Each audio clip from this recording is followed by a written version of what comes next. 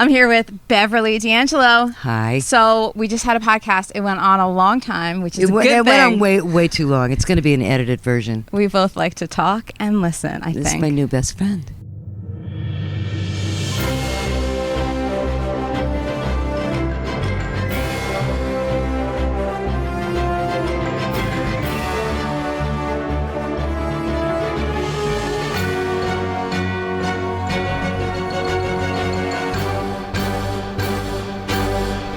This is Really Famous. I'm Cara Mayer Robinson, and I interview famous people. But I don't just interview them like your typical interview.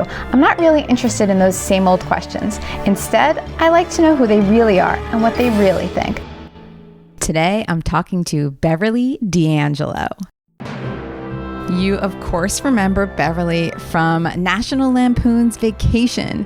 She played Ellen Griswold. She was also in Annie Hall, Any Which Way But Loose, Coal Miner's Daughter, Entourage, etc., etc., etc. Recently, she has been in shows like Shooter and Insatiable, both on Netflix. I was on vacation last month in California. I was doing a little beach vacation, but I took a minute to go and see Bev at her home in LA. I went to her house, we cozied up on some couches and talked and talked and talked. We talked about Chevy Chase, her road to Hollywood, and her many romantic endeavors over the years with many interesting men. And yes, one of those men is Al Pacino.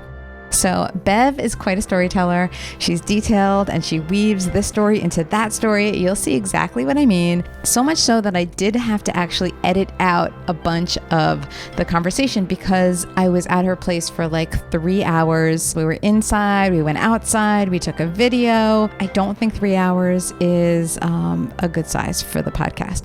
But if you want to hear what was left out, just let me know. All right, so tell me about you a little bit first, like how, because by the way, I'm supposed to be doing my own podcast. I end up doing everybody else's. I started a year ago. I've recorded like 8 of them, but I'm such a finicky person that I want to have like 8 pristine before I drop, and it mutates, because originally, everybody's saying you got to do a podcast, you got to do a podcast, blah, blah, blah. And great shoes. Oh, thanks. Who made them? I got them in Sicily years ago. They're not expensive. Years ago. But I have a friend staying here. You'll meet her, Barb. She's helping me with my solo show, and she'll take some pictures of us. And she's getting all my social media together and everything. But anyway, so the thing. Well, I want to ask you about social media too, though. So you're not on it yet? Because I did search for you. No, but you're going to be. Okay, got it. But the thing is that I started a Twitter account and it got weird because the day that I posted explicit directions about, remember the Women's March? Mm-hmm. I posted like foolproof, instructions on how to stop traffic. It's really, really easy and it's legal. And that is you just have to organize people to use the legal pedestrian routes to walk back and forth at certain points, and you coordinate it, and you can claim a space that way, and it's all legal. And so I did that, and I immediately got huge. I got stuff from Russia. I got like Russian people like following me, and all these weird. I mean, like and immediately, and I thought that's really strange. And then I started to get very strange comments. And so I just closed it down. Yeah. And there are about 4 Facebooks in my name, none of which are mine. There's one that I did start, but I never posted on, but other people have. There are many. There's several Instagram accounts. Yeah, I saw an Instagram one, but it does say not fan me, of yours. Yeah. And so I decided to do it systematically. Okay. And have it be meaningful and constructed, not just like, hey, I'm hiking at Runyon Canyon. You know what I mean? Yes. Because I am mounting this solo show, and it's all kind of a thing. So whatever. All right, so we'll talk about that 21st century. Tell me how you got into it. All right, so how did I get into it? Yeah, that's what I want to start with. All right, so it's a very roundabout story. I'm ready. what field were you in that made you want to? I think you mean which fields, because I did a roundabout way. Oh, so gig mentality. So I sort of, or I'm the kind of person who doesn't just, first of all, I like variety. I'm all about variety. And if I do not feel into something, And obviously I'm you've done. got facility, because it's not like you didn't do anything before podcast. Right. Yeah. So no, I mean, I was on a track. I went to college. I studied accounting, Okay. which was a little bizarre. Are you but it was good in never math? the plan. Nope, never. But why accounting if you're not good It was in math? so foolish, really. So originally, I've always been into like television and film. Always. Well, have you been an actress? No. That never That didn't crossed occur my to you. mind. Never. Actually, it never crossed my mind either. Oh, really? Never. Singing. Always singing. Always singing. Always singing. Okay, but anyway, so there you are. You're into television and film. I'm but not you're- in it. I'm loving you're it. into Growing up it. as a kid. I'm Yeah. growing up as a kid and I'm into it. Exactly. Right. Into it. Behind the scenes stuff. Like Right. my mom You're took interested me to in a the directors, taping. the writers, the yeah, things all of that. that's, or just like what exactly? I just What love did your it. parents do? They're both educators. So my dad Okay. was a school social worker at that point. My mom Okay. was a teacher. What area of the country? Oh, I was born and raised in New Jersey. Okay, fine. So I'm East Coast all the There way. you go. There you go. Okay, and I want to talk about you being raised in Ohio because I'm going to give you a little history on Okay. why we're here today. Okay. Because I wanted to interview you. I wanted you to come on the show because I heard you on another podcast. Gilbert's? No. Whose? He's a friend of yours. I feel like you were talking about friends. You were friends with Carrie Fisher. Both of you were. You met at parties Carrie or was my something. best friend, yeah. And you don't remember being on the show. It was just a few weeks ago. What that I show heard was it? I always forget his name. The Sklar brothers? No. Oh, Michael Rosenbaum. That's it. No, that's because I did that interview a year and a half ago. Oh, you did? That's a re-release. Oh, okay. I did Gilbert Gottfried's a few weeks ago, and it got like 2 million hits. And so Michael re-released my interview that I did with him without really letting me know, which is okay. But yeah. Oh, I didn't know Michael. that, and I Yeah. didn't know. I don't listen to Gilbert Gottfried's Yeah. show. Yeah. No, Michael did that. Oh, okay. I should make him note that he should tell people it's not current. But go ahead. Yes, right. Because I do re-release people too, but I usually say at the beginning, this episode originally right, aired, right, blah blah right, blah blah. right. Or like this week, I have Chaz So he commentary didn't. on. He didn't say it's a I re-release. don't remember. He might have, but I might not Yeah. remember. Okay. You know what I mean? No, because I got feedback from it, and I said to him, what are you doing? And he did say, oh, it's a re-release. So he said, anyway, it doesn't matter. Okay. But that's interesting for me to know too, Yeah. as a podcaster, Yeah. that you want to know if it's going to be re-released. Sure you do, because the thing about podcasts is they're in the moment. So, if you have a conversation and a year later somebody presents it like you just had that conversation, especially when you talk about intimate things, because those things change. It's like a book, Yes, The it is a re-release of moment a in book. time. It's a moment in time. That's what I strive for when I talk to anybody. So I just want that moment in time. I don't want the show. But at the same time, podcasts are constantly being downloaded Right. much later. Right, but you're aware that they are. But you are, because you I know that see- in that I was talking as a very freshly wounded person over Carrie's loss. Right. And Carrie died. Yes. Carrie died almost 3 years ago now. So that was like a year and a half or something. Yes, Afterwards. not even. Maybe, yeah, maybe a year or so after. So what, you feel funny about it now, as if Well, you're I still... mean, I just know that it is not that podcast is not me today, and that's the whole thing about podcasts, is it's contemporary. That's so So interesting. to me, it's a snapshot. But also, it's another reason why you should almost go back, go as a return guest. I've had 2 return guests so far. Yeah, on I my think so show. too. I think return guests are good. It is interesting because it's a medium. I mean, it's the Wild West, and I think that we're exploring the medium.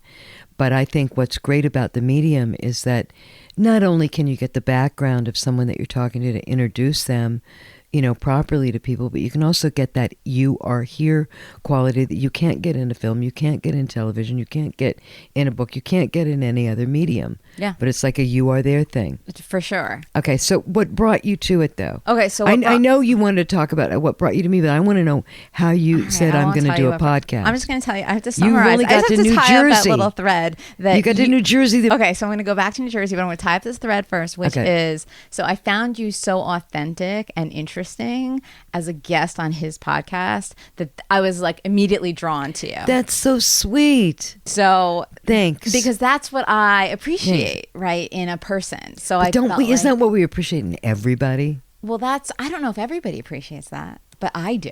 I do. You don't think everybody appreciates that? Oh, tell me about that. I don't know. Oh, you're a therapist too. No, I'm not a therapist. I'm not asking for you to tell me how you feel about that. I'm asking you to tell me what you think about that. Because I have opinions. I think that people who are afraid of authenticity are basically full of shit, and that they're threatened by somebody's ability to be honest, and in proportion to that threat, they consider that person a handful. Okay, sure. That's what I think about authentics. That makes sense to me. Because I think you can spot authentics. Oh, for sure. Yeah, you can spot an authentic. I can. And this is, I think, one of the reasons why my podcast resonates with certain people is because I'm drawn to authentics. Yeah. So I don't just willy-nilly have people on the show. Yeah. So I mean, some people are really good at marketing themselves and they can give you sound bites and stuff. I'm not a soundbite person. I mean, that's what talk shows are for. Right. That's what go on Jimmy Fallon. Exactly. I always say the late night talk shows are the antithesis. They're the exact polar opposite of my show. Okay. So anyway, so I'm a fan of yours, but I want to know how you started podcasting. So I'm gonna go. So I have an ulterior motive because, as I told you, I've recorded 8 interviews. Endless hours, and I don't want to drop mine yet because I'm really not sure what I'm doing, and I don't know if you went through a period of hesitancy or just jumped into it. I changed the focus slightly on mine too when I started doing it, so I'll tell you about that. Okay. So I'm going to make this. I'm going to try to. You're really still make in it, New Jersey to me, though. I mean, you're still. You said you grew up in Jersey. You were fascinated by television. Yes. And radio and film. No, not really radio. Okay, television and film. Television. Your parents and film. were educators. Correct. But so when did you? But you. So but I'm at you the University of Florida. And you. But it's interesting to me is, television and film. You would think that if you were into it, you'd be identifying with the actors. But no, you were identifying with the production end. No, or the directing end. I wasn't identifying with the production end either. I just love all of it. And when somebody could peel back the curtain and I could see it being made, then I was fascinated. I didn't want to be a director. Candid camera type things. I don't know. Yeah, I mean, I love just seeing it. You wanted to get behind the thing. You wanted to find the authenticity. You're right. That's it. That's it. You wanted to find the reality. Yeah. But I love the fantasy too because I am a film lover. I am a television lover. I love it. Well, do you write? So that goes into the story of I couldn't get so I went to Florida because I wanted to go to school in California. My parents said it's too far. You can go to Florida. Florida's the east in the minds of parents. Like I know I grew up in Columbus, so Florida was where you went. On holidays. Yes. It's warm and everything like that. By the way, I have to jump in like with an Ohio this side of the thing. Rockies. It's Florida. But go ahead. I have known so many wonderful people from Ohio. When I meet somebody from Ohio, they make the best people. I fled. They are the greatest. I have a lot of good friends. One of my best friends who lives here is from Ohio. She's from Columbus? No, she's from Canton. Oh, Canton. Everything's so close. Here's the thing. I ran out of there like somebody fleeing a burning building. I know you went to Italy. That's another thread I want to go down. Columbus is actually a test market to this day and was really considered a major focal point for any marketing throughout the 50s and the 60s because demographically it reflected to a T the demographics of the entire country. So they tried out shopping malls there. They tried out cable TV there. We called it. We were given a box. Here you'll get, and it was like this is new. You can program what you want to see when you want to see it. It was like what? and that was in the early 70s. They tried out insurance policies there because there was the gamut of the racial breakdown, the economic breakdown, the ethnic breakdown, the religious breakdown. It was all mirrored in Columbus was a microcosm of the entire United States. So with that came a great deal of conformity. It was kind of inherent. I mean, if you can imagine what you aspired to, certainly in my, from 5th grade to when I finally went nuts and ran away, it was all about conformity. So we would buy matching outfits. Like we all wore the same thing to school and for leisure too. That was totally cool. It was like you all had on the same blouse. It was the opposite of. And I remember, there would be like television, and she was wearing the same gown I was when I attended, the Oscar ball. And I think, well, that's cool. That's great. Because so much did everybody want to be the same. It was truly a melting pot mentality. My Italian, on my father's side, my grandparents were Italian. They wouldn't even speak Italian. It was all about, and my grandmother kind of learned her English from television commercials, television radio commercials. So, like, when we went over there, because I had a WASP side and an Italian side. The WASP side disowned my mom for marrying the Italian side. But anyway, so we'd go over to my my grandmother's and grandfather's house every Sunday for all the relatives and people that were coming over and stuff like that. Big, huge bowls of spaghetti and meatballs and salads, and we called them fish balls, this fried fish thing, whatever, and wedding soup, and, just everything that you could want to eat, and you'd eat till you passed out, then you'd sleep, and you'd wake up and you'd eat some more. But my grandfather had a brass band, and they'd play. I mean, it was just great, deep American Italian stuff. But my grandmother's English, because she'd been influenced by television commercials and radio, she said, have some, okay, these are delightfully tasty and nutritious meatballs. You know what I mean? It was like, straight out of a commercial. Have a little piece of pizzazz. It's a pizza. You know what I mean? It was like she would have like a tagline with everything she was. Well, yeah, because she was expressing herself in English. Anyway, so I fled, and by the time I was 17, I got out of high school when I was 17. I graduated, I started school, it was blah, blah, blah. I took off a few days later and came out here to work in the cartoon department, to work in cartoons as in animation at Hanna-Barbera, because my father, who had started out as a musician, but got into radio and television very early, like in the late 50s, was the vice president of a big broadcasting company that owned Hanna-Barbera. So I came out here with my friends, with my parents, thinking it's a summer job. I never went back. But I was really in rebellion against all of that conformity. And it was 1969, and I was the epitome of the kind of person who would jump into the counterculture. And I didn't jump. I dove. Yeah. I mean, it was like,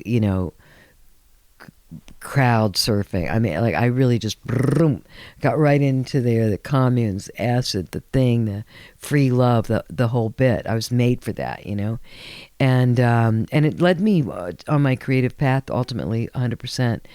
But the thing is, when I had kids 5,000 years later, because I'm a freak, I got pregnant when I was 48. I gave birth when I was 49, and that's when it all kind of went like a time warp. I mean, I'd since made my peace, of course, with my parents, but, that happened right away. But as far as the values, and I'm talking about being from Ohio, I know it's a long path to get back to what you were talking about. But here's the thing. Here's what you learn growing up in Columbus, Ohio. There are no fences across the backyards if you are living in a suburb. So you came home from school and you were just outside till you got called in for dinner till it was dark.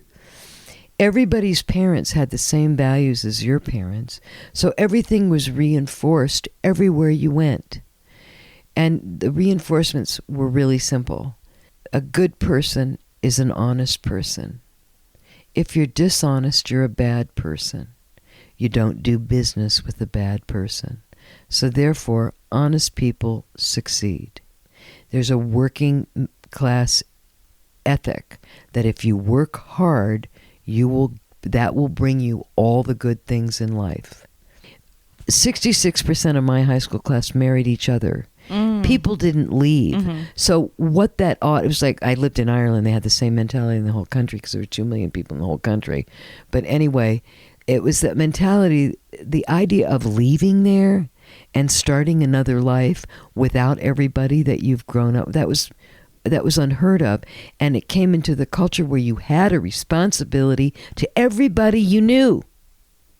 And your identity was based on the relationships that you had with everybody that you knew. There was like what did you call them? Transfer student or foreign student? Somebody who moved from? Yeah, I mean, I remember there were these people. There was a family who moved from New York City. And I had no friends by that time I was a senior. But they just thought I was great. And they wanted to come over all the time. And it was like, finally I have a friend. And they were like sophisticated and interested in stuff. So you were intrigued by that? I was right, because you weren't into the same. Oh God, no. Right. I was so far out there, just so far out there. I remember my mother said to me, you're still searching and you don't even have a soul yet. I mean, at 14, I was started on. I would like go into the woods and read Robert Frost and write these elaborate stories and imagine a life somewhere that was not where I was. And so going to Italy, it was like, oh my God, there's a world and it's round and it's big. And in Italy, there was no such thing as teenagers. Right. If you're 15 there, you're going to the same places that adults are going. You're eating the same food. You're talking to them. It's like, wow. Because what was happening in the States then was the famous generation gap and don't trust anyone over 30. Okay, so, back up a second. Where were you in Italy? You didn't specify. Well, I went a couple. The first time I went I was in a place called Castiglioncello. It was just a summer home with some friends of my family, the Lombardos. What area? It was in Tuscany, like up the coast, and then like near. Wait, not in Tuscany. It was near Genoa, I guess. The second time I went back, I went to study a summer course to study art at the American School in Florence, and I got there, lit on fire, dropped out, told my parents I wasn't coming back at all.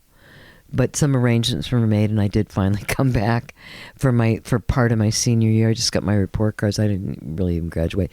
But anyway, I was a citizen. I wanted to be a citizen of the world. I'd just been turned on beyond belief, not through drugs at that point, but just turned on beyond belief, and I just had to go. And and I needed to rebel a lot to go. So it was a perfect era for that. So you moved out to LA. I mean, then. I had like a cultural support for that. There, the counterculture was just waiting for, intelligent, relatively well brought up, kids who were not insecure financially to take that leap into like a monetaryless counterculture. You know what I mean? Yeah. An independent counterculture, and to embrace the ideas that there was going to be a revolution. And I was just, all sounded good to me. Yeah. So you dove in. Found out I could sing. Started singing, and then you were in a couple of bands. I like to say I did the commune circuit for a while, and that I was, politically motivated, but I also could sing. And I used to do studio vocals. And then my first real kind of quote unquote steady gig was singing in a topless bar called the Zanzibar. I was fully clothed, and I sang in between these G-string girls who every 50 minutes I'd say, now gentlemen, it's swing time, and they swing across the heads of the patrons. But the real action was down the street at Ronnie Hawkins' band, who was having like a resurgence of fame because his backup band, the Hawks, had left him to tour with Bob Dylan, and then had formed their own band called The Band, and they were really happening.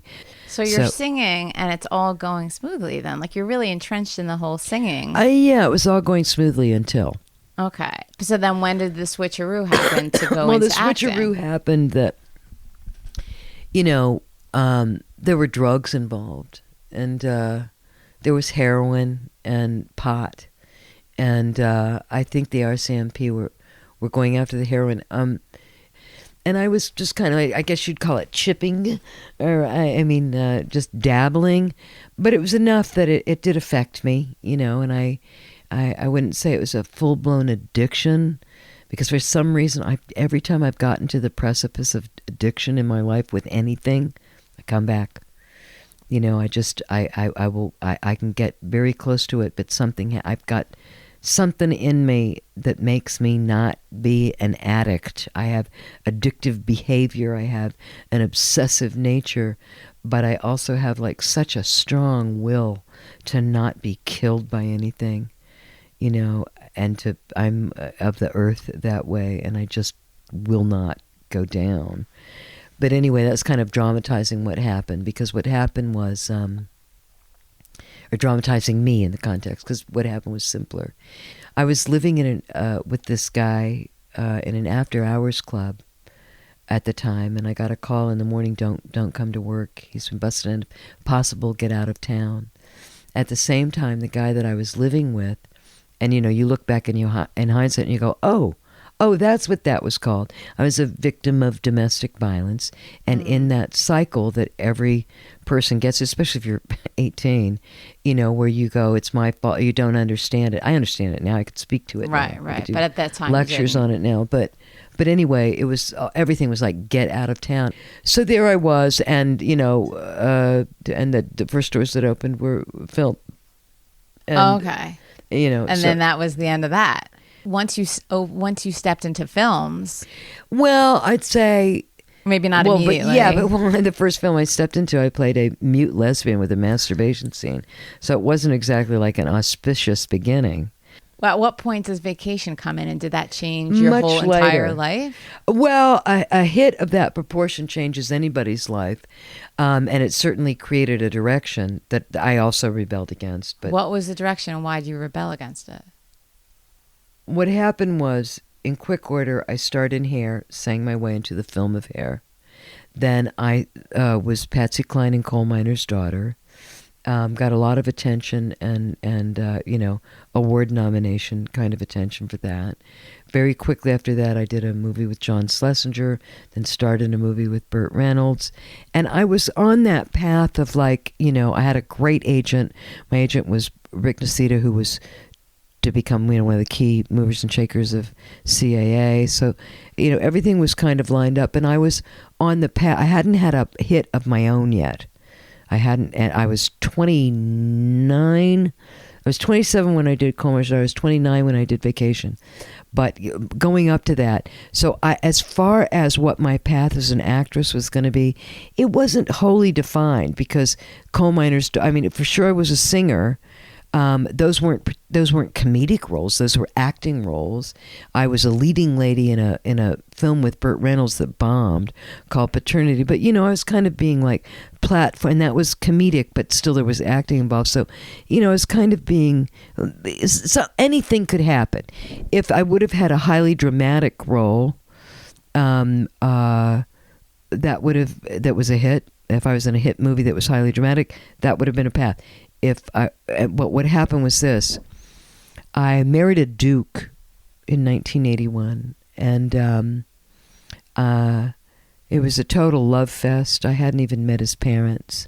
We met out here because he was a USC student, and so we were living together. And I got this script for Vacation, and I said, "Wait a minute, I'm 29, I don't even know if I was 29 yet." But you're 29 and you're playing a mother of two teens. That's exactly what I said. I think I wasn't even 20. I think I was 28, because my birthday's at the end of the year. So it could have even been, because we shot it in 82. Anyway, whatever it was exactly what you just said. Wait a minute. I'm the mother of teenage kids. I'm only 14 years older, there's a dog that gets killed. We kidnapped it. I went, so they're animals and they're kids, and you don't never work with either one, right? Not in vaudeville. And so, but my husband, who was not from show business at all, and he was a student at USC, said, "But Beverly, look at this character, the cousin Eddie. He's so funny. Look at this. He's so funny. It's a funny movie. We do it." So, and in fact, I was so not into it that I told my agent he should send in Richard Pryor's wife. They were friends of mine. I said, you should send in Jennifer Lee. She'd be good in it. You know, she gets along with comedians. But anyway, so then I went in and met, really got along with Chevy. I got along with all those guys. They were all like the smart, preppy boys, from the East Coast. And I you know what I mean? I had their number, and in a lot of ways I had a lot in common, because the same way that they like kind of moved away from their Ivy League roots to get to the wilds of Hollywood, I had moved away from my, suburban roots to get to the wilds of life, eating cement and dreaming of being Billie Holiday kind of thing in the topless bar. But anyway, so I did that, and I honestly had no idea that it would turn into a franchise, because it was written as a satire. And the point of view was, ha, ha, ha, look what these people are doing, the way that a satire is framed. But this phenomena happened, and I was in Italy, and my friend called me and said, you're in the #1 movie this week. And I went, what? And he went, yeah. And so my agent said, you better, stop being there more than you're here. Mm-hmm. So I came back. I didn't even own a house in town at the time. But anyway, it was a bona fide hit, and what happened was the audiences were identifying with it. Instead of laughing at these people, like, how Chevy Chase's basis of humor is, I'm Chevy Chase and you're not. And so the deal is you either identify with him and laugh at other people, or, you're insulted by him because you feel like he's laughing at you. But anyway, I love Chevy, by the way. I think I'm the most loyal person in his life, because I've always loved him and always will be. I never Besides hear his wife. anything about him. Why I know, because he kind of got shunned. He got shunned? I must have missed that. Yeah. Why? Just a bunch of bullshit. But anyway, so what's the bullshit? Oh, that he had a big thing that happened on Community. I don't even know about this. Well, then you know what? I don't want to know about it either. It's baloney. Here's one thing that happens in this town. There's such a degree of insecurity and such a need for validation within the people that build this town, because it goes in phases of who's in power, whatever. But that core thing of needing validation really manifests itself, and so the insecurity and the power is manifested as a reflection of that, and you will see people that will disparage others because they don't like them, or because they feel that other person has been mean to them in some way, or has hurt them in some way on a personal level or whatever. And it's like high school. It's like high school. Like, you might be the valedictorian of your class, but maybe you don't get on debate team because, you hurt Susie's feelings at a party, or you didn't or, more complicated, you kiboshed a deal that Susie was trying to make it. Anyway, it's very weird. And, my theory, well, anyway, it's weird. And he had a bad experience where he was singled out by a showrunner as a bad guy, and he retaliated or started the fight or whatever it was, and it kind of snowballed into a thing where that became his identity. And the thing that's the trouble is that, talent doesn't age, talent doesn't alter, talent seeks a level of expression, and but we're carried in our circumstances and in our instruments, and so the circumstances can shift, and you can find very talented people in untenable situations where they can be viewed as problematic or high maintenance. But really, it's like if you attach a apple cart to a thoroughbred, the thoroughbred might get it can pull the apple cart. Fuck yeah, I'll pull the apple cart. Right. But it might go like, stop hitting me. Yep. And it might go, you don't know anything about horses. Those things can happen to actors in their lifetime. And I think it's more common than not. And it's more common than we want to think, because I don't know how highly evolved we are. Let me put it this way. I don't think that Hollywood was built on sending the message for global healing. Right. Probably not. No.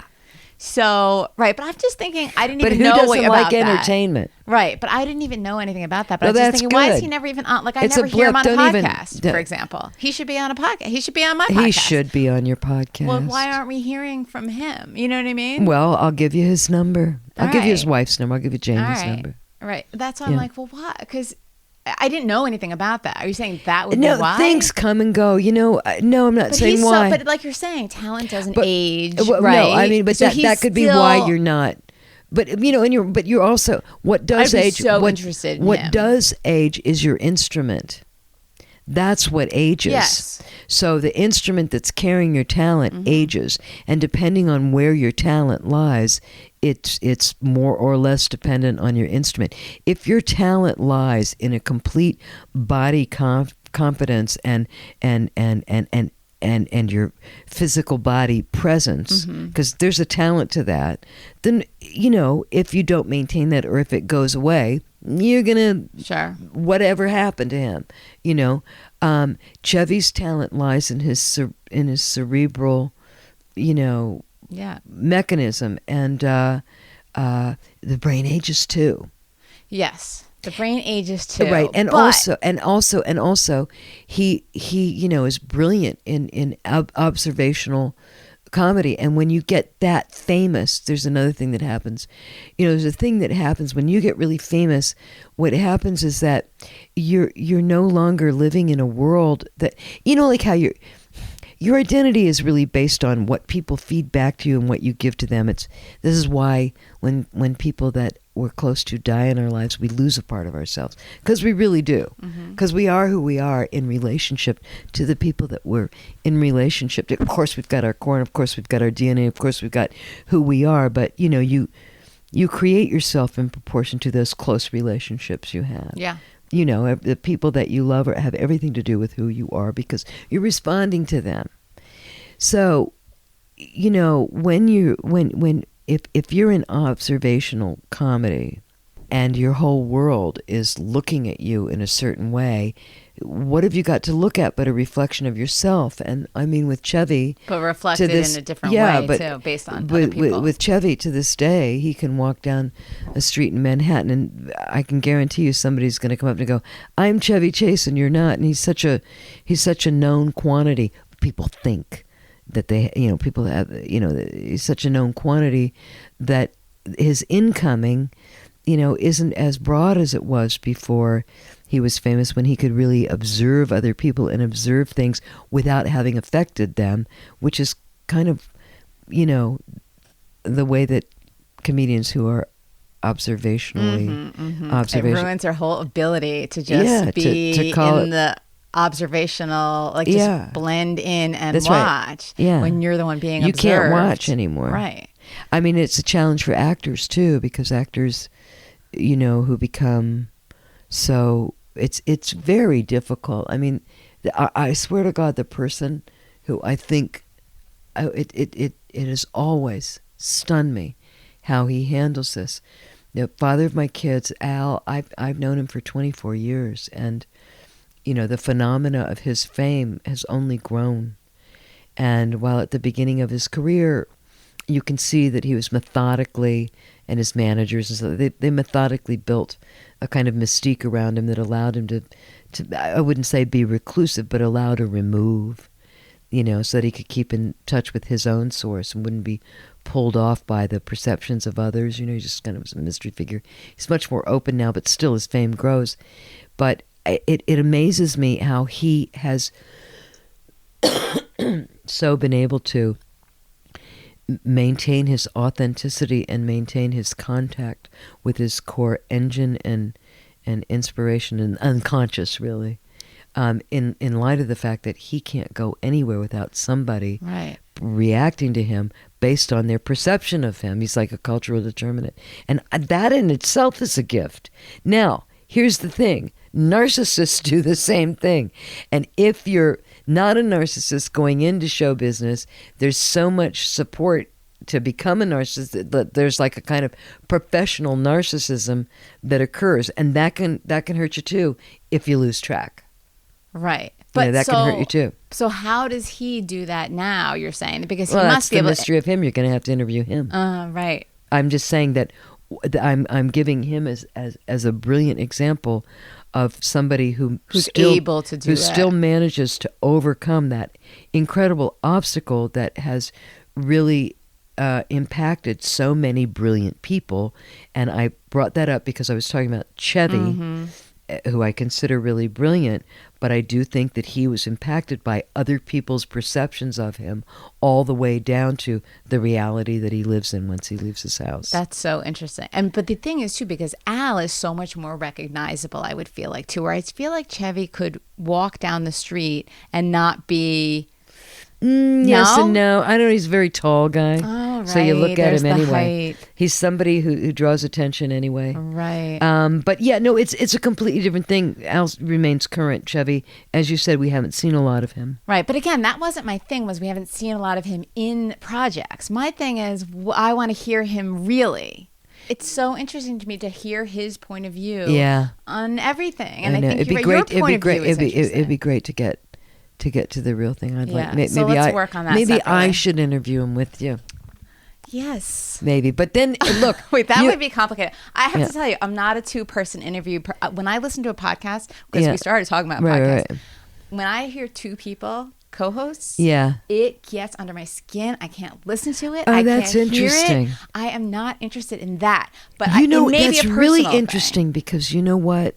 When I did a couple of episodes with a quote unquote co-host, and ultimately it burned out. See, I just Because look, it's there are many of agendas. them. It's agendas. And to me, it's not as intimate. So I know a lot of people do it. So people must like listening to it. But for me, it's all about the one-on-one. And it was always like that. It always still is. Like if I'm with other people, I would much rather sit down and have an intimate, deep conversation with one person. Me too. That's how my whole life is. So we have that in common for sure. Yeah. So that's where I live. I It's like hard that. to get to that authenticity. I think the more people you have in a scenario, Yeah, the they're more authenticity dynamics. that we It's like really raising like. twins. Yeah. Oh yeah, well you would know that. Well, that is wild. Yeah, playing to a crowd. Okay, but so there you are, University of Florida. I apologize for my dogs barking in the background. There you are, University of Florida. Okay, I can't get and my classes. it's the television. You skipping your classes? No, I can't get the classes. I want to study television and film. Okay. So because for whatever reason they were all filled up, so all my friends were doing business. I thought I'll just do accounting. So there you go to easy, accounting. So dumb. I don't know why. I really am still surprised to this day that my parents didn't put up a red flag and say, Sounds "Wait like your a parents minute." were great. Oh, my parents are great. They're fabulous and so supportive and so with it and everything, both of them. So I'm surprised that they didn't, but they always, I guess, nurtured me being independent. Right. So that was probably why they never said, "Oh, really?" Yeah. So I did that. I got a job with a bank. I hated it. Moved back to New York. I bet you were the person that was always the life of the company parties, or I wasn't. made no, you didn't make friends there. I'll tell you, I did make friends, but I was the one who they would come to my little cubicle To and hang tell me out. their life story Yeah. or their troubles with Yeah. this guy or that girl and what should I do. And so, and then I would move back up here. Well, I say here, not California. Move back up to New York. And again, I was trying to bust into that film thing. Right.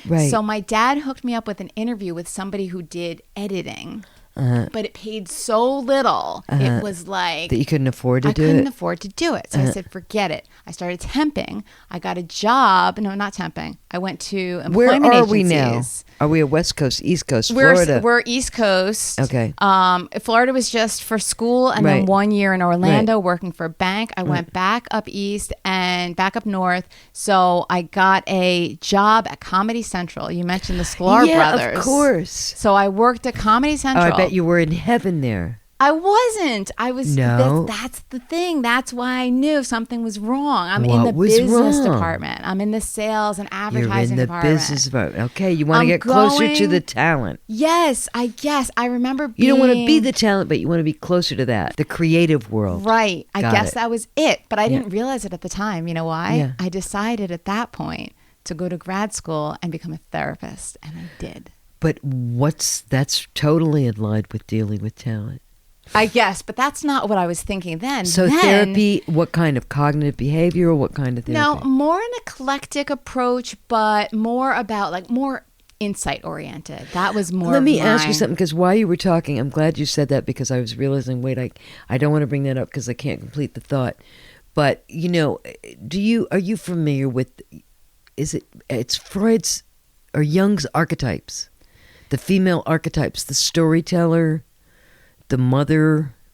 I don't know. I was going to bring it up. I can't remember because I was going to And the ask you. problem with me is I was I'm gonna sure I ask learned you, all of it. I know. And I was going to ask you what's your archetype. But anyway, So I didn't forget stick that. there. I didn't stick in those Okay. theories. I all like that to me was a foundation, and I was The intrigued. warrior, Okay. the warrior, the mother, the storyteller. Okay, go We'll ahead. have to the look wise this up. woman. The wise woman. All right. So what Okay. about it though? Why were you thinking? Oh, of that? because as you were talking, I was trying to like place you as far as you know how you go through life just with those archetypes. That's before I learned that you became a therapist. Did you have to study medicine, or were you a social so worker? I became so my goal was to become a psychologist. So I got Right. I So went you didn't into need the psychiatrist right. I background. never medical. Well, that's why you science wouldn't was have gotten not into for me. Freud or Jung. Yeah, well, Okay. and I didn't get it. I mean, I was interested, but to Right. me, it was all about the interaction The with transactional. people. Okay. Yes. Yeah. So I got my master's. I became a licensed So it was more like, therapist. here's your problem. This is what you have to do. Like you'd come to that, or Yes, except I would not direct people what to right. do. But, so you wouldn't be like a would- life coach person. No. Right. No. You were an insight facilitator. Right. I want to help you Right. discover things. And it's funny Right. because now sometimes on the podcast, I'll be having a conversation with somebody and I will find myself giving Doing them that. feedback on what I'm analyzing. So I wouldn't have done that so quickly as a therapist, but I do it now where I'll say, like this happened with Danny Aiello the other day. I'm interviewing him and he's telling me about how he can't seem to accept approval that he gets at work. Oh. So I already am coming back and saying, well, you know, it's probably because of what happened with your father leaving, right? So there's so much conversation Does in he between. have a son named Gabriel? I don't know. Because there's a place called Gabriel's that's supposed to be a great new restaurant in NYC, and I think the guy I who don't know. I'll ask him. Okay. But so I But find so- myself giving feedback and saying, well, this is probably tied to that. Right. So I'm very interested in the analysis, Right. but to me, it's more about the connection and I'm going to help you figure yourself out. right. So that was my approach. So I did that for a while. And then I started writing on the side because I wanted to write a self-help book. I couldn't get published. They said, you need to get published first. So I started writing for magazines. And I found myself once again going back towards TV and film. I started interviewing people, actors mostly. And that just kind of happened naturally. Yeah. So before you know it, I'm interviewing people on shows that I'm interested in. I'm interviewing like Edie Falco, for example, was I one of love the first her. people. She's so amazing. So Love much. her. She's amazing. Amazing. So, and I know that like I'm sitting here at her place in New York and we're having such a great conversation. And this one was for the Wall Street Journal. I'm writing a profile about her. And it's going to be a very small article. And I'm like, I love this conversation. It's too bad I can only pull That this for much the article, from the yeah, for conversation. 1,000 words. Right. So like these things kept happening. And then it was really just eventually, it was my husband's idea. He said, you should start a podcast. And that's the long story to why we're here And today. so what do you release it on? What platform Everywhere. do you release So it it's on? on Apple Podcasts, it's on Spotify, Pandora, it even goes to YouTube, and now I do videos for YouTube too. Right. So you had wanted to know about the beginning of the podcast Yeah. changing too. Yeah. So for me, I started the podcast thinking the angle would be, it was going to be called First I Wake Up. And I was going to go through like your average daily routine. So I was going to interview Oh, that's nice. famous people like I Yeah, do right, anyway. yeah. And then just go through their routine. So the first maybe 3 that I Day recorded. in the life kind of thing. Yes. Oh, wow. How'd They that were go? like that. And they were fun. But did then you I find realized- actors that had a routine?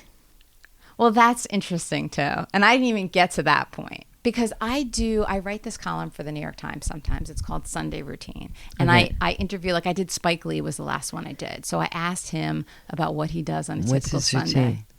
So on a Sunday, you know, he gets up, he tells me what he eats, he goes to Brooklyn, he works, he's in the editing room. He's working all day, and then he talks about other things, so I include those interesting other tidbits in it. So yes, they might have a Sunday routine, but that's a good point. I'm interested in the fact that you seem to be an observer for sure. You are a big observer. So you're seeing and so you're not just observing, but you're really analyzing. Analytical. Really analytical. You're very analytical. Yeah. I think I was just brought up that way. Oh, okay. Yeah. My mother went to Smith College on a 4-year violin scholarship, graduated and ran off to join the circus. Was brought back to Columbus, Ohio, given shock treatments, 12, went to a swimming pool. My dad said she was wearing a gold bathing suit. She said it was silver. He walked up to her. He'd been on the road since he was 16, first-generation Italian, uneducated musician. Walked up to her and said, "Are you seeing anybody?" And she said, "Oh, yeah, a couple of people." She'd just gotten out of a mental hospital in 1949, no less. But, you know, a couple of these. They get rid of them because I'm going to call you. He spent 2 weeks going through the phone book through every Smith. Her name was Priscilla Ruth Smith. She eloped 4 months later with him at 4 months pregnant. So I grew up witnessing an incredible, incredible love affair between he was 18, she was 25 when they got married. She was from a WASP enclave, you know, all the way back to the 1600s, DAR, the whole thing. He was first generation son of immigrants who had third grade educations, and my mother was disowned from marrying him. She made him, together, they made him into an incredibly successful broadcasting executive. I was raised in a household that was full of music and full of originality because my parents were making it up, and my mother was very brilliant and highly educated and completely analytical because she'd been analyzed up the wazoo and really had to be able to call her shots in this world. Because if you can imagine a woman, and she was absolutely beautiful. I'll show you a picture too. I mean, I don't know if you know what it's like to be raised as like, and that's your daughter of a beautiful, beautiful woman, but I was. I mean, really? Oh, yeah. I'll show you So that's pictures. Like a whole other set of like that's a whole other thing. It's like, oh, God. Oh, and there's she's cute. But anyway, the point is that she was, was brilliant. She was a raving beauty.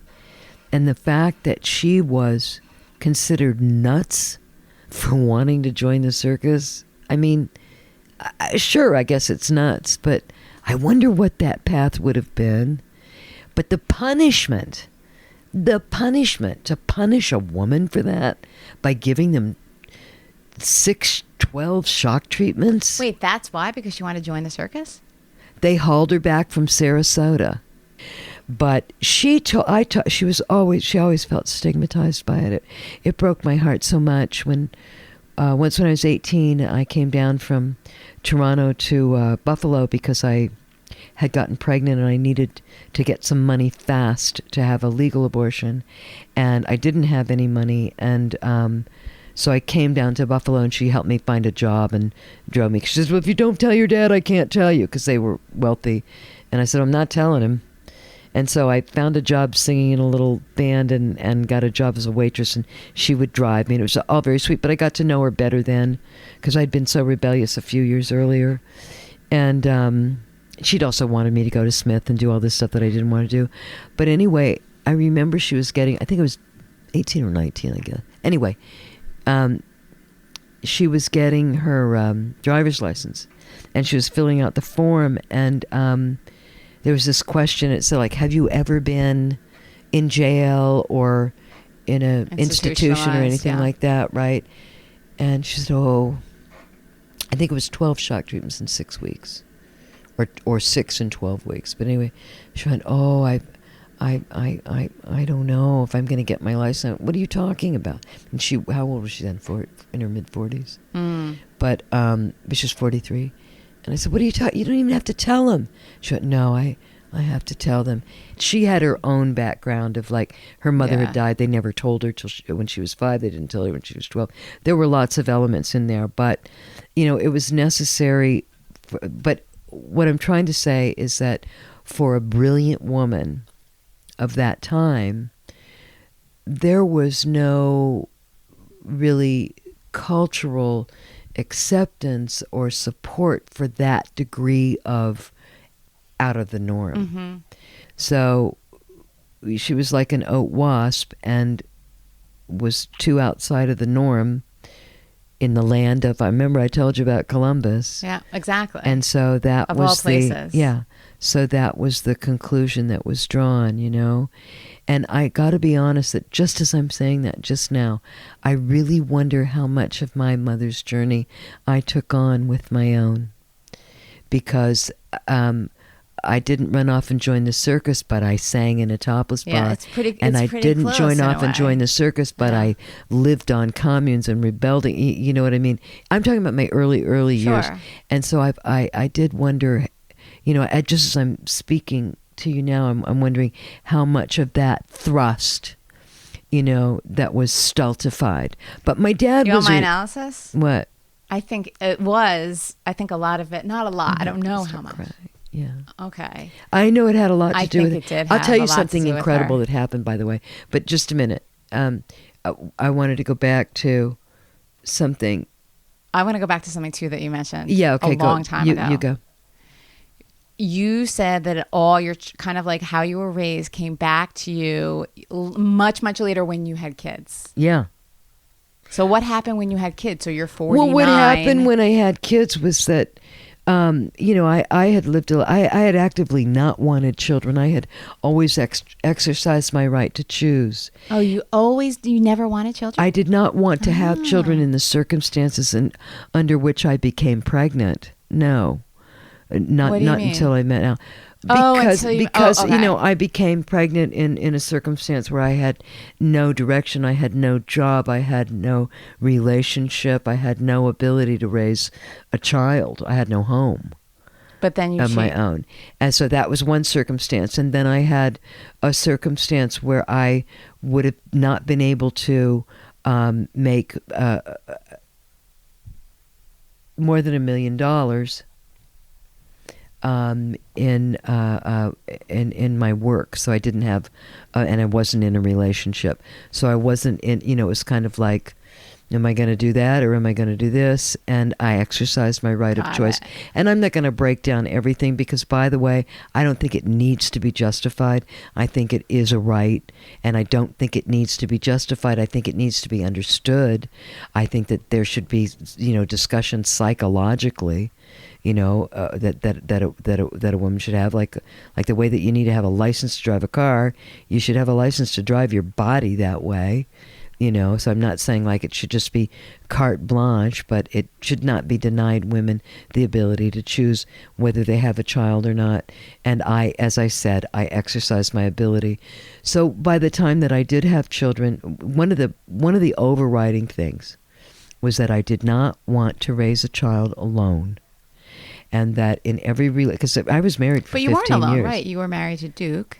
Yeah, but I had an open marriage, so I only lived with him the first 4 years. Then I lived with someone else in Ireland. Then I came back here, and our marriage didn't end until 1996. We got married in 81, but we really didn't live together from 85 on. So anyway, but even with him, I didn't want. I just didn't want to be in a scenario of isolation and restriction.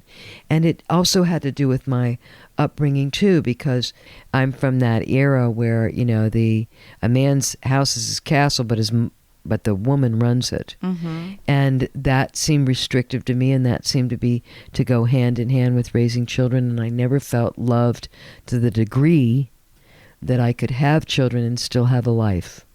I didn't feel loved enough. and I didn't feel in a relationship that was secure enough.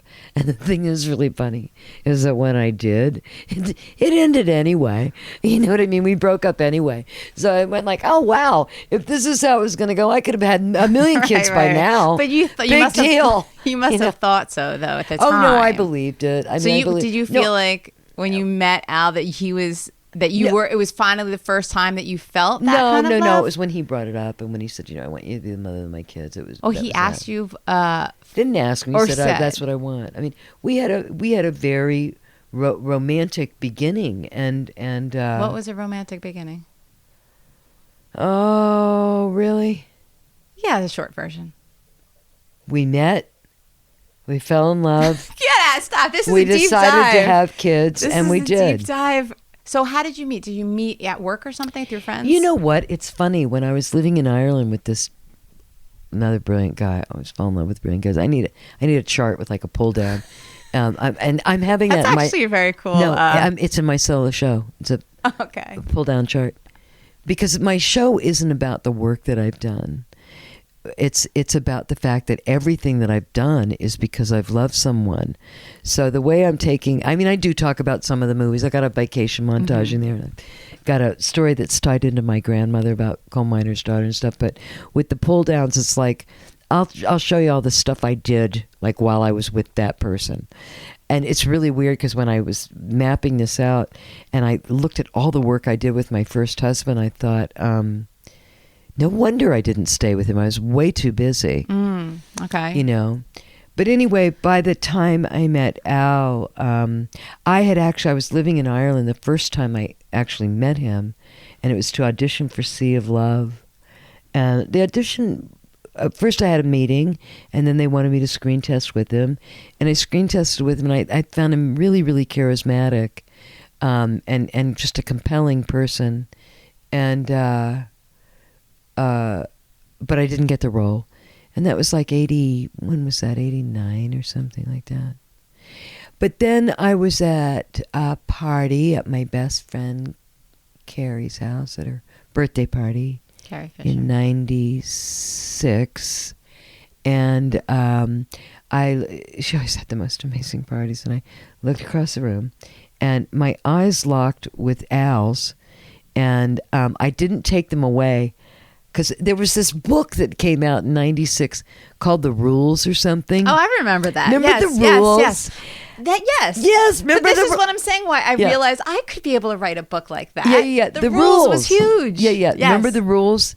I wouldn't write a book like that, by the way. Let me just clarify. No, I know what you mean. But as far as like that idea, like, oh, you're allowed to actually publish something that's contemporary and meaningless, as opposed to, if you publish, it's got to be a novel and change the world. That's what those kind of books started to do. Yes. Like they lifted the onus off of the hollowed written word. Part of the demise, accessible. Part of the that it can be it's disposable. Yes.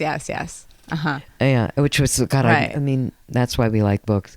But anyway, so I locked eyes with him, and I'd read the rules. And there was something about like stare at guys or something like that. Was that one of the rules? It's like don't drop the gaze or. Oh, okay. I don't remember. It was something. Oh, so meet his eyes. Or meet something. His eyes. Okay. Or whatever it was, some like stupid rule. But I think I had it in my mind. Anyway, so I met his eyes, and then I thought, oh fuck, I can't do this. And so I like turned away, and it was such a jolt that I had to go.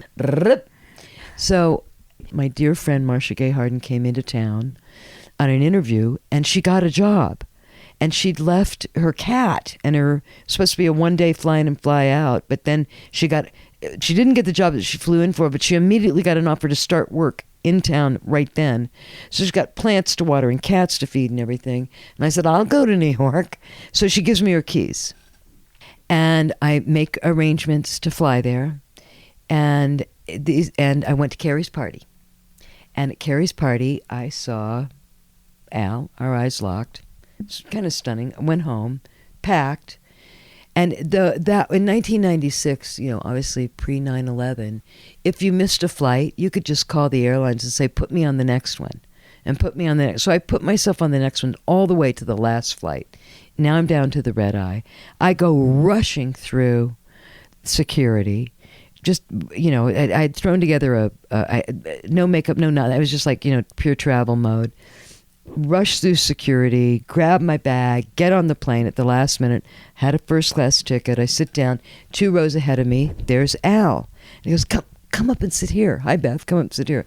And I was like, oh, God, I'm not even fine, whatever. So I go up intending to sit there for a minute. I sat with him the whole flight.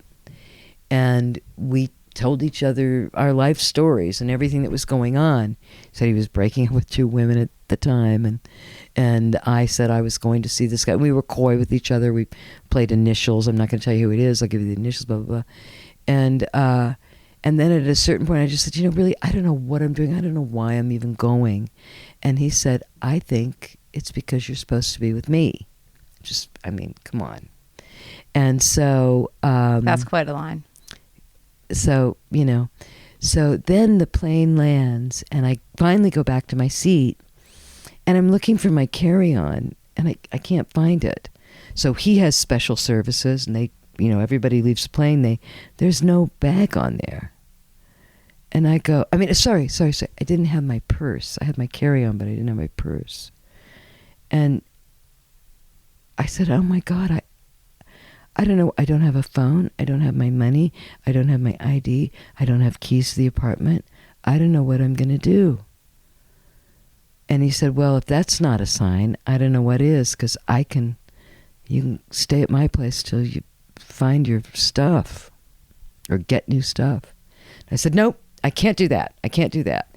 And I used his phone to call a woman that I had been very close to when I was in New York ages earlier and always kept in touch with her. Her name was Mildred Klingman. She was a therapist. And I called her. It's now 1 o'clock in the morning. And I said, I'll explain when I get there, but can I come to your house and spend the night? She said, sure. So I had him take me into town to the Apthorpe building. And when I got out of the car, he said, the only way this won't be weird is if we either see each other right away or we never see each other and just see what happens. And he said, but I want to see you. And I said, well, I'm here to see John for 3 days, and that's what I'm going to do. And so he said, okay, call me, after you've seen him, and give me your number here. So I gave him the number. I gave him Millie's number, and said goodnight. And then the next morning at 10 o'clock, his assistant called Millie's apartment and said that they had found my purse. I left it in security. Because in my rush, I threw my purse and my carry-on bag on the conveyor belt. I only grabbed the carry-on and ran to the thing.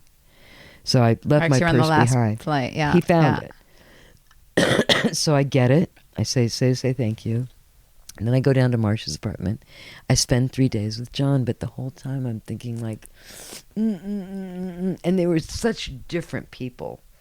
One's really of the head and a talker, and the other one's just deeply compelling and wild, a wild square, right?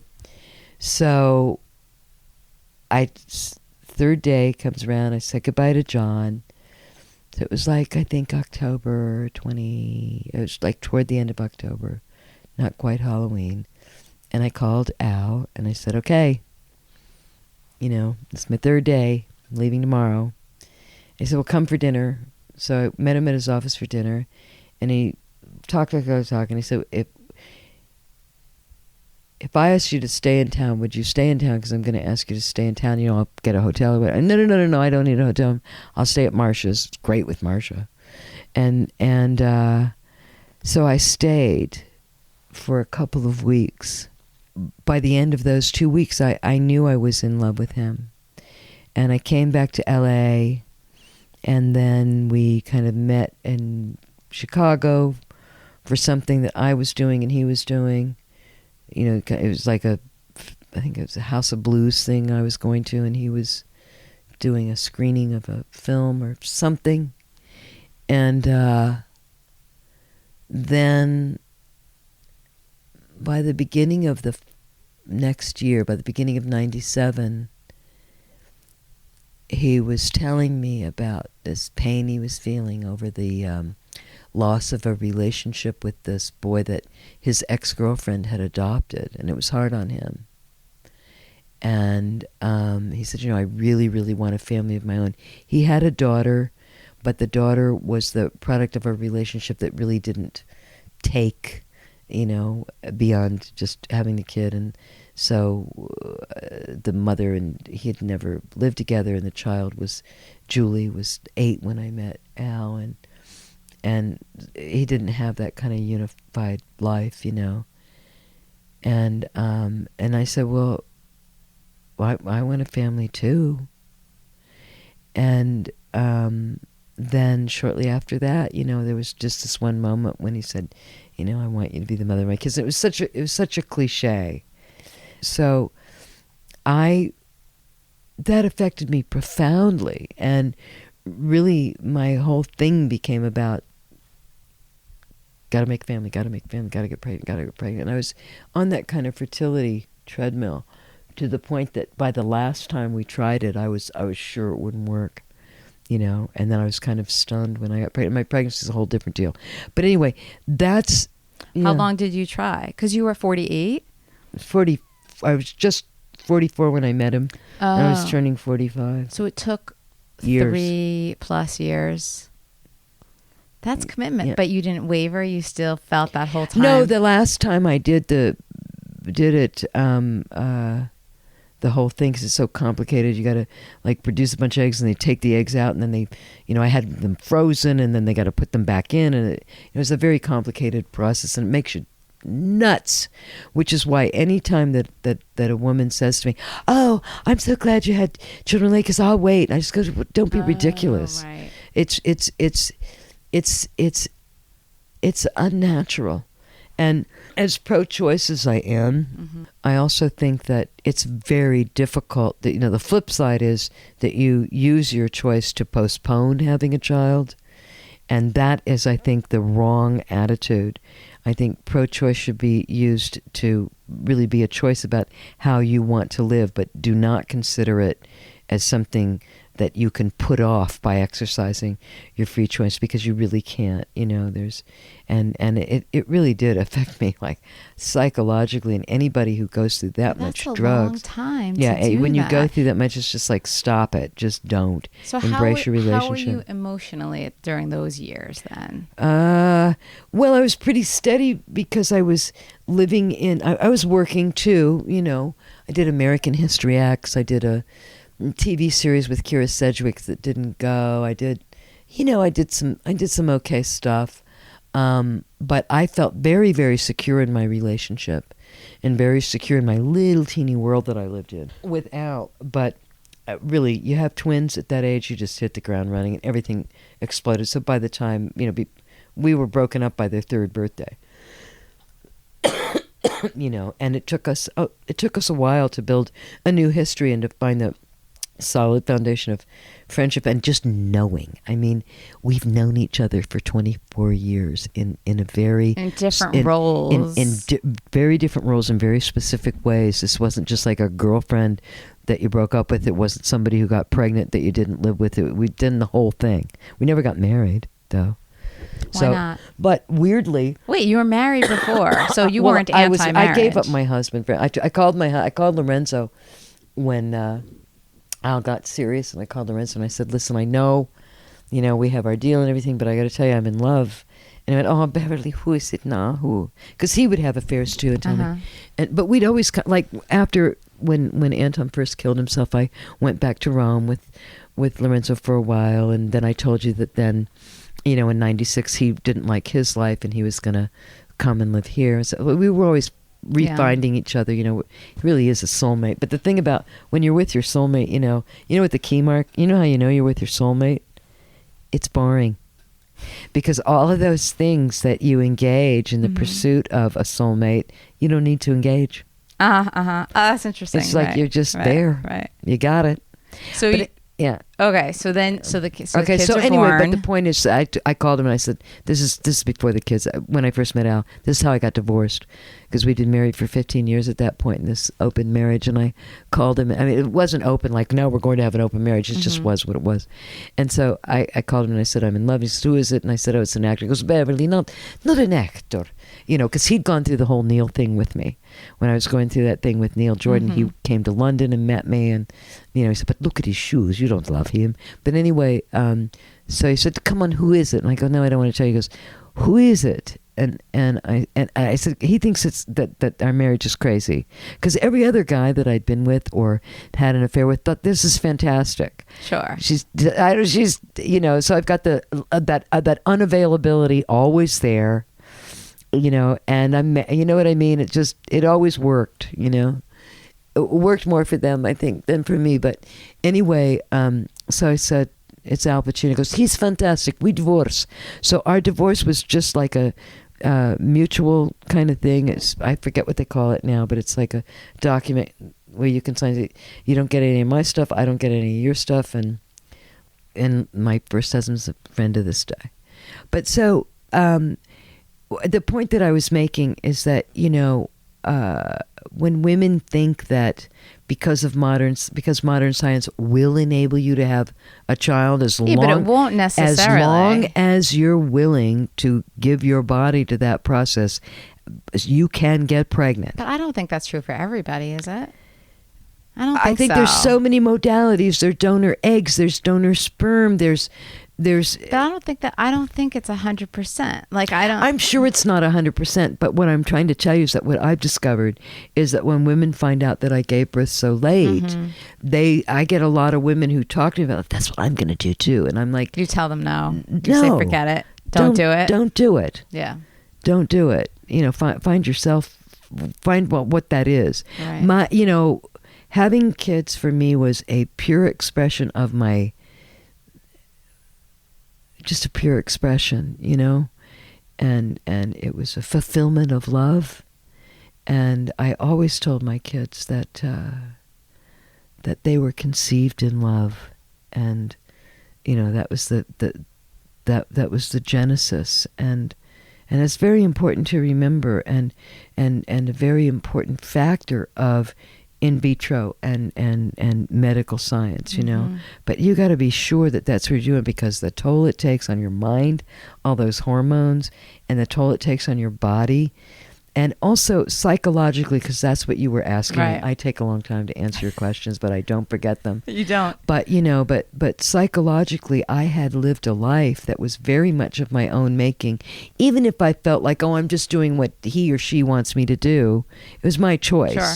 And so with that Ohio background, and with the idea of parenting that I had witnessed, which was a great love affair where the mom did everything at home and the dad went out and worked, and then my cultural determinants and the culture I had been drawn to of equality and women's lib, and men are as important as women in the child, that whole amalgamum to me was just like a bowl of soup that was waiting to boil over when confronted with the reality of being 49 years old, 7 months of bed rest, and 2 teeny little kids that were sick all the time. Why were they sick? Oh, all kinds of things. But there were challenges, and Al was working more than he ever had. What was that Lots point? of men what do was that. he like? What was he doing? What were his movies he was working on then? Let's what's see. the era? When I gave birth, he was doing a movie called People I Know, an independent film about a publicist. And then he did the movie that he shot in Alaska with Robin Williams. Oh, I know what you're talking about. Christopher was that Nolan. Insomnia. Okay. All right. So he went to work more, which you're saying a lot of men do at that point. Yeah, they do. Did you notice that when you gave birth? I think I know about that. It's like what they can do. They can't give birth. They can't breastfeed. Well, I have a little story. Yeah. It's totally irrelevant, but it's an interesting story about what happens when a baby is born to the father. So I have 3 kids. So my last son, I have a daughter and 2 sons. Same father? Yeah. Uh-huh. So the last child was born, and that morning that we're in the hospital, or I guess he was born in the morning, and a few hours later, my husband is leaving the hospital. I'm like, where are you going? Yeah. And he's like, oh, there's a huge sale on these TVs, these big like LCD screen TVs or whatever they are. Yeah. So I'm going, Kevin and I are going, and we're going to go get this TV. Yeah, right. I was like, what are you kidding me right now? Exactly. Do you know what Al did? Anton had been in NICU. Livy was on room air when she was born, but Anton had been in NICU for 3 days, and I'd been like wheeling to the NICU and like weeping, like sobbing, like reaching my finger in, and it looked like he was going to die, and it was terrible. I was just, and plus the come down from a cesarean. I mean, and 7 months of bed rest. Yeah, the worst. Right. The worst. So, Anton, they say he's coming out. He's okay. He's coming out. And so they bring him to me, and Al, we had a big suite at Cedars-Sinai, and Al had a bunch of friends. It was Super Bowl. And I had hired a baby nurse who was destined to quit an hour later. Literally? Yeah. I wrote a whole novel about it called Once Upon a Nanny that I couldn't get published. They said, we'll publish this if you write it in first person. I went, I won't. But I'm incorporating that into my solo show. There are readings from there for this part. So anyway, I mean, for about Al, because because I did turn that into poetry, and that's what I want to share, you know. But I won't say it's poetry, prose, not even whatever. I tried. Whatever it is, it's narrative. It's a narrative. I tried a narrative, yeah. So anyway, but the point is, so he comes in, I hold him. Al comes in, grabs the baby. The nanny, who I called Irish, said, oh, you better wash your hands first. You got to wash your hands. And she grabbed the baby back. And Al grabbed Anton and he said, if you think I'm not going to watch... Oh, and she said it was too noisy in the other room. She said, if you think I'm not watching the Super Bowl with my son, you're crazy. And he walks into the room with all these screaming guys. It's like a poker game practice. He's like that, just out of NICU. 3 days old, weighs like 5 pounds. And she said, well, I'll be going now. And I said, what do you mean? She said, the agency will give you my fee.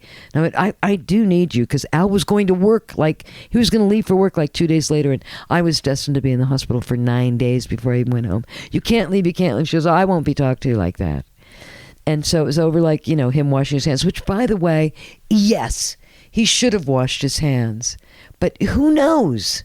And that it's not like, it's not like, I mean, I read those books, like What to Expect When You're Expecting and all that kind of stuff. But, the minutia of stuff and the slide into readjusting into now we are parents, we just couldn't get down that slide. It's a crazy slide. We could not get down that slide. We just didn't. Well, you mean you didn't get down it together? Is that what you mean? No, we didn't get down there together. It was like, everything was great, but we could not figure out how to be in the same room and the same house raising those kids together. Why? Who knows? We just couldn't. My image of parenthood was different than his image of parenthood. Okay, so he could do it on his time. You could do it on your way, but it wasn't synced up. Who knows? Whatever it was that whatever. And I mean, I have lots of friends, of course, who go through that passage, and I can't tell you how many come to Jesus talks I've had with women saying, just do it. And just be aware that this is what you're going through. Because to me, it was like, hey, this isn't working. Well, then the whole thing's. But I mean, I didn't have that part of my femininity truly available. I had not ever cultivated the feminine gift of being able to morph into whatever is asked of her. To me, that I could morph, but to the point of oblivion, so I just didn't want to do it at all. I do consider that one of the greatest gifts that women have, far above and beyond what men have. But at the time, I could not access that gift in a way that made me feel comfortable. I felt like I was losing it and losing it all. and that really the only way to be whole was to fortify myself. And he ended up, filing for custody. He tried to pull out of the court case, but by that time kind of all was lost. But the point is, to have 24 years of experience with the most brilliant person I know, someone who I really love, as I love everybody who's been key and important in my life. It's a wonderful thing, and it's great to be able to look at our children and be so proud of them and feel that as crazy and as we are, we're making it through. It is wild to think about. I can't imagine what it's like you're right here in the Mecca of Hollywood. So there's you're famous, he's famous. I'm not really famous like that. You are really famous because you're on Really Famous. I'm on Really Famous. Now I'm really famous. But the reason it's called Really Famous is because you're famous, and we were talking about who you really are. Going back, way back to the vacation thing, that when I said it really changed my life, it's because when you have that hit, when you have that point where you get into the consciousness of the society in a certain way, unless you usurp that image, that sticks. And because there were 5 vacation movies, and because that film gets played every Christmas, because Christmas Vacation gets played every Christmas season, it's passed down to generations, where the Griswold family is part of something that people can relate to. They're always like a couple of steps away from it or right on it. But you can even talk to kids around Christmas time, and they'll have seen the Christmas Vacation. It's like what's it called?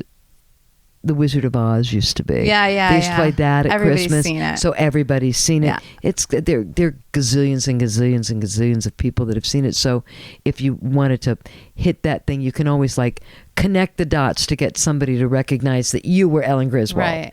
And so it's a calling card. Not everybody. Yeah, not everybody. Steve Perry. Oh, except for Steve Perry. Right. Thank you. See, it's another great thing.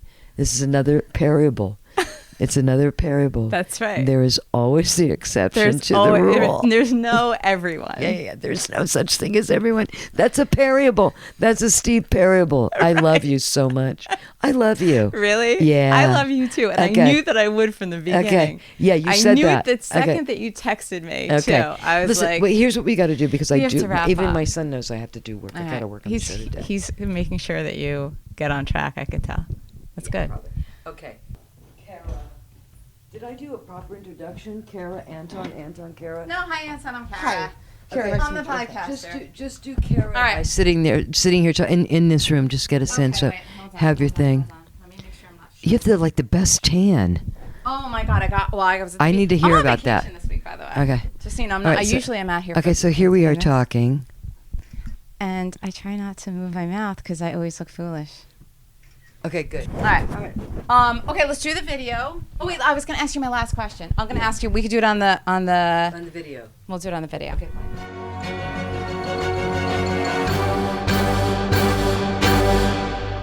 Okay, so that was Bev's son, who was so great and took photos for us and did the video, or he actually monitored the video. He was so helpful, and it was so great to meet him.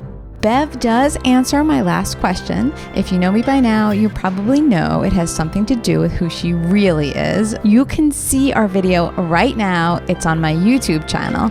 Just go to youtube.com/reallyfamous. And to clarify all that laughter we just had about Steve Perry, I was referring to a story Bev had told me a little bit earlier about an interaction she had with the musician Steve Perry, who may or may not have recognized her. Anyway, in the interest of time, as I mentioned earlier, I had to cut a lot of what we talked about. In fact, there's a longer story about her multi-layered romantic history with a variety of men, and if you want to hear it all, just tell me. I'll share it with you. You can email me at reallyfamouspodcast@gmail.com. And there's more to the Bev Al story. Details about filing for custody, a court case. We'll have to get into that next time. That was Beverly D'Angelo. I'm Kara Mayer Robinson. Thanks for hanging out with us for an hour or a little more. And I will talk to you again next week, or sooner if you link up with me on Instagram, Facebook, or Twitter. Oh, which reminds me, you can also see pictures of Bev and me in her garden and in her home. I'll be posting pictures and little video clips all week.